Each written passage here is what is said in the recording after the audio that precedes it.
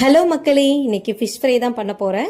Fish ஃப்ரைனா எல்லாருக்குமே ரொம்ப பிடிக்கும். மீன் குழம்போட ஃபிஷ் ஃப்ரைனா எல்லாருமே அதிகமாக சாப்பிடுவாங்க. ஸோ மீனை நான் அந்த மாதிரி நல்லா வாஷ் பண்ணி நல்லா கட் பண்ணி வச்சுக்கிட்டேன். நான் இன்னைக்கு கேரளா ஸ்டைலில் ஃபிஷ் ஃப்ரை பண்ணுறது எப்படின்னு நான் சொல்ல போகிறேன். இந்த மீனை பொரிக்கிறதுக்கு வெறும் 3 பொருள் மட்டும் தான் இன்றைக்கி நான் யூஸ் பண்ணியிருக்கேன். என்னெல்லாம் பார்த்தீங்கன்னா சின்ன வெங்காயம், மிளகு, மஞ்சள் தூள், தேவையானது உப்பு. 10லேருந்து 15 சின்ன வெங்காயம் இதே மாதிரி எடுத்துக்கோங்க. தேவையான அளவு காரத்துக்கு தந்தால மிளகு எடுத்துக்கலாம்.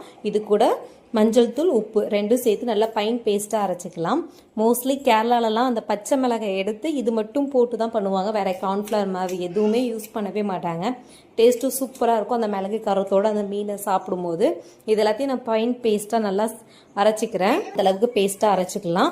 ரொம்ப கொரகரன்னு இருக்கிற மாதிரி அரைச்சிங்கன்னா நம்ம எண்ணெயில் போட்டு மீனை பொரிக்கும் போது டப்பு டப்புன்னு வெடிக்கும்.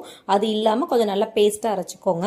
இப்போ இந்த மீனில் ஃபுல்லாகவே இந்த பேஸ்ட் அப்ளை ஆகிற மாதிரி அப்ளை பண்ணி ஒரு 1/2 hour ஊற வச்சுக்கலாம். இது டேஸ்ட்டு சூப்பராக இருக்கும். வெறும் மிளகு, சின்ன வெங்காயம், உப்பு, மஞ்சள் தூள் மட்டும் சேர்க்கறனால வெறும் நம்ம தயிர் சாதத்துக்கு வச்சு சாப்பிட்டா கூட சூப்பராக இருக்கும். இது நல்லா ஊறிச்சு. இதை நான் பொரிச்சிட்டேன். பொரிச்சதுக்கப்புறம் இது இப்படி தான் அந்த ஸ்டேஜில் தான்